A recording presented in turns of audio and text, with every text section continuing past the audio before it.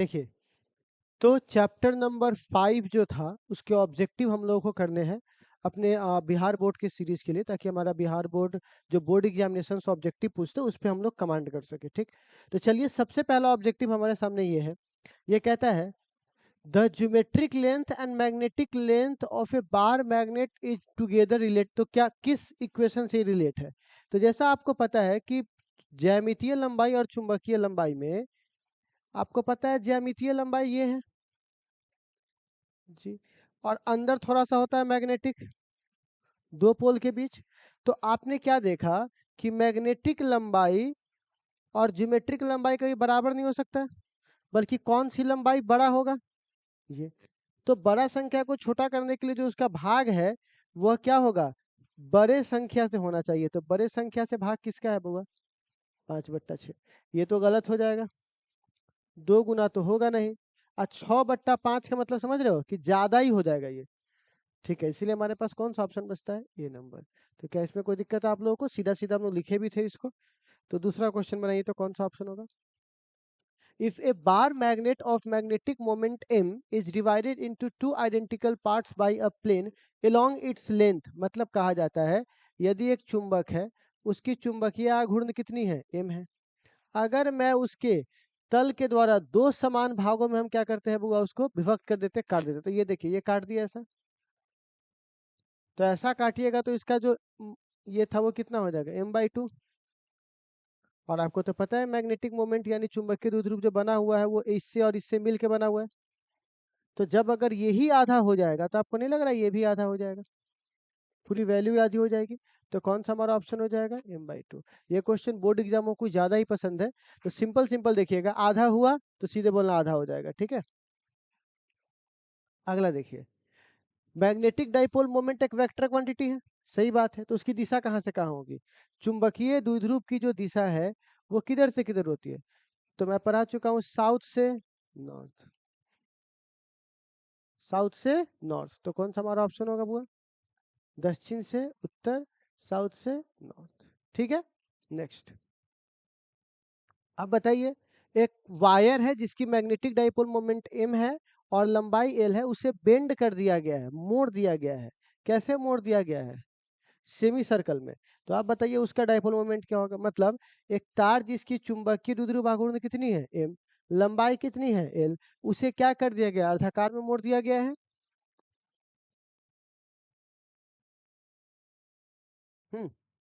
और शुरुआत में ऐसी थी। तो m बराबर क्या फॉर्मूला था इसका? m×l। ठीक, अच्छा, किसी वृत्त की परिधि उसकी लंबाई होती है। तो अगर बताइए इसकी परिधि कितनी है? πr, और वही इसकी लंबाई है। ठीक है, तो आप बताइए l बराबर क्या लिख सकते हैं, r बराबर क्या लिख सकते हैं? हम्म, अच्छा, और मैग्नेटिक मोमेंट किसे कहते हैं? तो एगो पोल स्ट्रेंथ, तो पोल स्ट्रेंथ तो वही है। अच्छा, और दोनों के बीच की दूरी, सबसे छोटी दूरी यहाँ पर कितनी है? 2r। दो बिंदु के बीच की सबसे छोटी दूरी 2r, ब्यास ही तो इसकी दूरी कहलाएगी। तो अब यहाँ पर क्या लिखेंगे? 2r। तो आप बताइए m×2 और r की जगह क्या लिखे हुए? 2/पाई बाहर, m×l। और m×l को ही तो हम लोग क्या बोलते हैं? बड़ा वाला l। तो यहाँ पर कितना हो जाएगा? ठीक है, सिंपल सा है, ये पूछा हुआ है बोर्ड एग्जाम्स में। अगला क्वेश्चन कहता है कोई आइसोलेटेड, मतलब कोई अलग अलग पोल तो होता नहीं है चुंबक में। चुंबक में जब भी होता है नॉर्थ और क्या होता है? साउथ। तो इसके कारण इसका फ्लक्स का क्या वैल्यू होगा? तो फ्लक्स का वैल्यू 0 हो जाएगा, क्योंकि जितना आएगा उतना जाएगा। तो भैया यहाँ पे अलग अलग तो है नहीं कि खाली आने वाले को अलग जोड़ेंगे जाने वाले को अलग जोड़ेंगे। जब भी जोड़ेंगे दोनों क्या जोड़ना पड़ेगा? साथ। तो ऐसे हालात में क्या बोलेंगे? शून्य, यानी 0। तो चुंबकीय फ्लक्स का मान क्या होगा? 0 होगा। नेक्स्ट देखिए, आप कहता है पोल स्ट्रेंथ का डायमेंशन क्या है? तो बता तो चुके एल। ध्रुव प्रबलता का क्या होता है? एल। ये तो बड़ी फेमस है, आप लोगों को बोले थे बोर्ड एग्जाम में कई बार आता है। अगला, मैग्नेटिक मोमेंट मैग्नेट का क्या होता है? तो वेक्टर क्वांटिटी होता है। चुंबकीय आघूर्ण क्या होता है? सदिश, तभी तो इसकी दिशा होती है साउथ से नॉर्थ। अब बताइए मैग्नेटिक मोमेंट का डायरेक्शन क्या होगा? फिर से वही वाली कहानी आ गई, दक्षिणी ध्रुव से उत्तरी ध्रुव, from south to north pole. अगला, मैग्नेटिक मोमेंट का डायमेंशन, तो मैग्नेटिक मोमेंट का तो अभी आपको पता है एम गुने एल होता है, एम का होता है एल, और इसका भी एल होता है, तो क्या हो जाएगा एल का स्क्वायर। ठीक है। अब if a bar magnet is cut into two parts perpendicular to its length, अगर एक बार मैग्नेट को हम दो भाग में काटते हैं उसकी लंबाई के अकॉर्डिंग, तो वन पार्ट का क्या चेंज नहीं होता है, तो देखिए अब ये काट भी दोगे तो इसका पोल स्ट्रेंथ तो वही ना रहेगा जो पहले था। कहता है अगर किसी छड़ चुंबक की लंबाई को दो भागों में विभक्त कर दिया जाए तो इसमें से किसका मान नहीं बदलेगा, तो ध्रुव प्रबलता का। ठीक है, लंबाई भी बदल जाएगा, आघूर्ण बदल जाएगा, लंबाई बदलेगा तो आघूर्ण नहीं बदलेगा, तो सब कुछ बदलेगा सिवाय किसको छोड़कर, ध्रुव प्रबलता को। ठीक है, आगे बढ़े। अब सवाल है, the value of magnetic moment of one magnet obtain by divided into bar magnet equally plane. अब कैसे भी काट दिया गया, दो चुंबक की लंबाई को दो बराबर में काटा गया है, बस काट दिया सीधे, क्या हो जाएगा उसको चुंबकीय घूर्ण आधा, तो क्या हो जाएगा बुआ हाफ। ठीक है। अब कहता है फिर से वही वाली कहानी, एक मैग्नेट है, pole strength divide into two parts of plane and other two parts in original, तो बट विथ ईच हाफ, तो पोल स्ट्रेंथ तो कह रहा है ये जो है ना इसको ऐसे काटा गया है। अब चार पार्ट में कट गया, यही ना कह रहा है कि एम ध्रुवल था, दो भाग में ऐसे काटा, दो भाग में ऐसे काटा, तो भैया ऐसे काटने से तो ध्रुव प्रबलता नहीं बदलती, लेकिन ऐसे काटने से तो चार बार भले कटा, लेकिन ध्रुव प्रबलता के लिए चार बार नहीं कटा, बस उसके लिए कितना बार कटा, एक बार, तो आधा आधा हो जाएगा। यहाँ पर कितना हो जाएगा बुआ, m/2। कोई दिक्कत नहीं। अब एक बार मैग्नेट है जो फ्री रोटेट कर रहा है वर्टिकल एक्सिस में, तो उसका रोटेशन कैसा होगा अर्थ के, तो आपको पता है ना, ऐसे घूमेगा तो ऐसे ऐसे करेगा, थरथराएगा, north south north south north south, तो उसमें कौन सा बुआ हो जाएगा बुआ, एंगुलर एसिचम। तब ना वहाँ पे फ्रीक्वेंसी टाइम पीरियड सब निकालते थे, मतलब हमारा कौन सा पकड़ लेगा ये, कोणीय सरल आवृत्ति। अगला, फिर से वही वाली कहानी, डिवाइड कर रहे हैं कितने पार्ट्स में, हाँ, नहीं नहीं, M is divided into four parts, प्रत्येक का लेंथ, अच्छा magnet of pole strength M is divided, pole strength divided into four parts, each length and with and half, उसकी लंबाई और चौड़ाई क्या हो जाएगा, आधी हो जाए, मैग्नेटिक पोल स्ट्रेंथ तो m/2।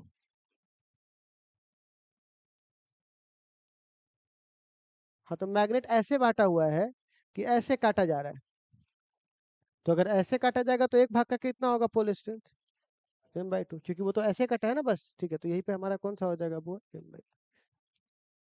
ठीक है। अगला सवाल, आपको आता है the value of magnetic induction, मतलब मैग्नेटिक इंडक्शन मतलब आपसे किसके बारे में पूछ रहा है, चुंबकीय प्रेरण। तो आपको याद है इलेक्ट्रिक फील्ड का फॉर्मूला, याद है, तो यहाँ पर क्या हो जाएगा, B बराबर K, और K का मान कितना होता है, तो बताओ तो कौन सा ऑप्शन होगा,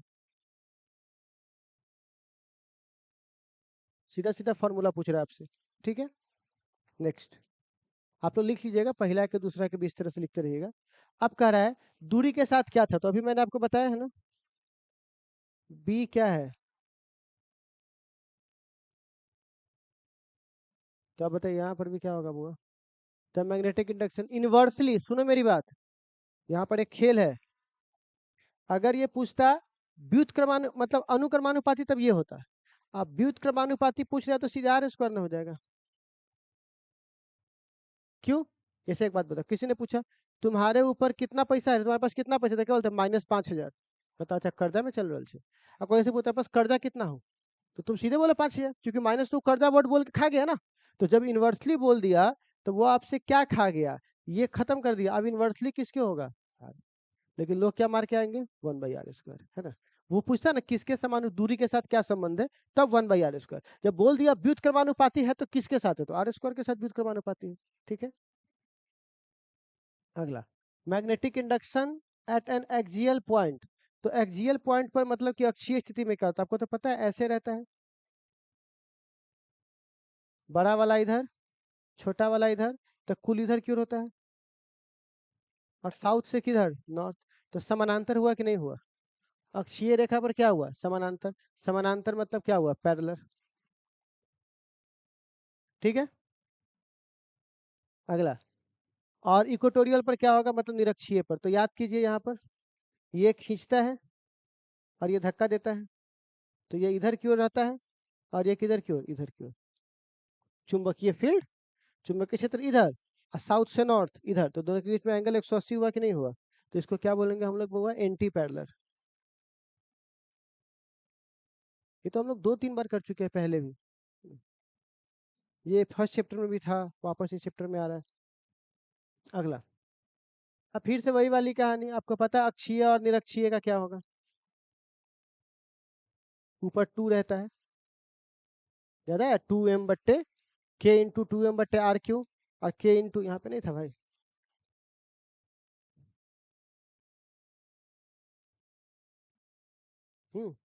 तो यहाँ पे 2 नहीं रहता है, सब कट जाएगा, खाली कितना बचेगा, 2। तो क्या बोलेंगे, 2:1। तो अगर ऊपर क्या हो बउआ, अक्षीय, और नीचे क्या हो, निरक्षीय, तो क्या होगा, 2:1। ठीक है, नेक्स्ट। आप कहता है मैग्नेटिक पोटेंशियल कितना होगा, तो आपको तो पता है इलेक्ट्रिक पोटेंशियल का फॉर्मूला। तो V बराबर क्या होगा, μ/4π m/r। तो क्या हो जाएगा बुआ, आर स्क्वायर नहीं, आर स्क्वायर फील्ड में होता है, ठीक है, विभव में नहीं होता। अगला देखो, तो आप अभी देखे है ना कौन से लाइन पर, एक्सियल। तो आपको याद है एक्सियल के फॉर्मूला आपको पढ़ाए थे, के 2p cos θ/r²। तो v के साथ कैसे समानुपाती है बुआ, देखो ये व्युत बोलता तो r² लिखते, लेकिन ये क्या लिख रहा हुआ है, समानुपाती। तो यहाँ पर क्या लिखेंगे बुआ, r²। आप व्युत बोलता तो r²। ये सब बात थोड़ा ध्यान रखिएगा ऑब्जेक्टिव में। अगला देखिए क्या कह रहा है, at a point in perpendicular bisector magnetic field. अगर यहाँ पे कहा जाता है ऐसे है, ठीक है ना, ऐसे, तो आपको याद है इस जगह पर फील्ड 0 नहीं था, लेकिन विभव 0 था। विभव क्यों 0 था, क्योंकि एक माइनस था और एक क्या था, प्लस। बीच की दूरी आपस में क्या है, बराबर। बीच की दूरी आपस में क्या है, बराबर। तो जब बीच की दूरी बराबर है तो यहाँ का विभव यहाँ का विभव एक बार प्लस में आएगा, एक बार माइनस में। तो जोड़िएगा तो क्या आएगा, 0 नहीं आएगा। तो विभव 0 मिलेगा, लेकिन फील्ड 0 नहीं मिलेगा। तो कौन सा ऑप्शन होगा हमारा, चुंबकीय विभव क्या होता है बुआ, 0 होता है। ठीक है, लेकिन चुंबकीय क्षेत्र 0 नहीं होता है। अगला, ये तो पढ़ाया था आप लोगों को कि अगर एक टॉर्क है तो टॉर्क का फॉर्मूला पढ़ाए थे, mb sin θ। और साइन हटेगा तो क्या लगेगा, क्रॉस। तो क्या हो जाएगा, m×b। कौन सा ऑप्शन होगा, ये नहीं ना, B।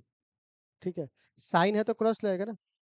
चलिए अगला देखिए, और वर्क का पूछ रहा है, तो पता है ना कार्य में कॉस लगता है, वर्क में कॉस लगता है, और उसमें क्या लगेगा ये। तो वर्क डन रोटेट कर रहा है कहाँ से कहाँ हुआ, magnetic field theta from stable equilibrium.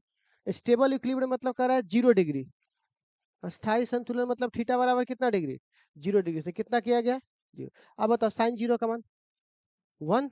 तो यहाँ पे आपके पास कौन सा ऑप्शन हो जाएगा, सॉरी सॉरी है ना। तो एक मिनट, नहीं नहीं, तो अस्थाई संतुलन में थीटा कोण से घुमाने पर, थीटा कोण से, हाँ, तो cos 0 का मान, हाँ, तो ये cos 0 का मान कितना हो जाएगा, 1।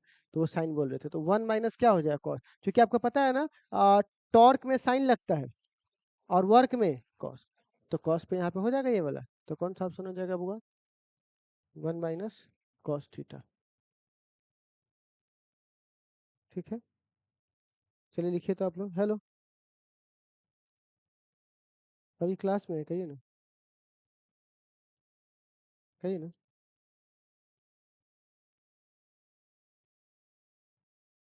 अच्छा देखते हैं, हम करते हैं बात, ठीक है।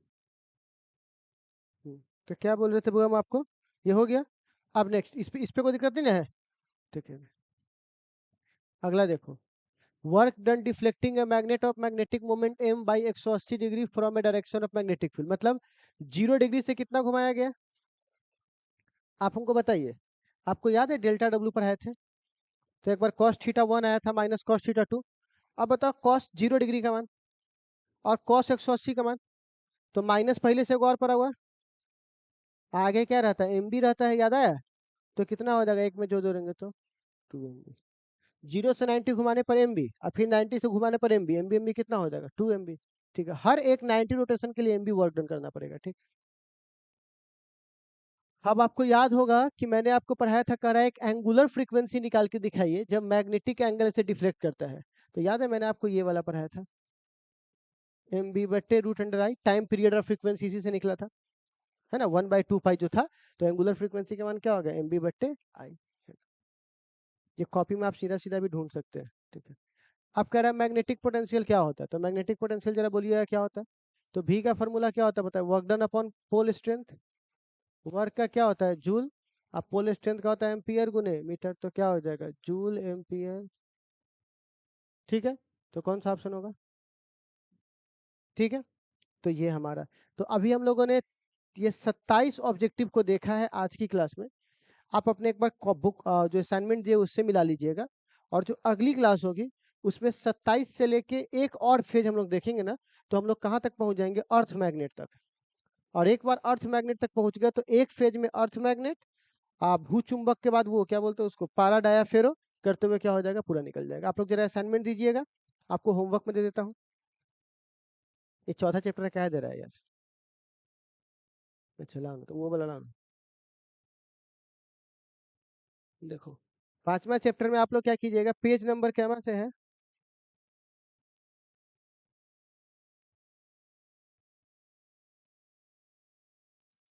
तो 1 से लेकर के पूरा 73 तक बना करके लाइएगा। कहाँ से क्या बना करके लाइएगा, 1 से लेकर के 73 तक। ठीक है, करके ले आइएगा इतना,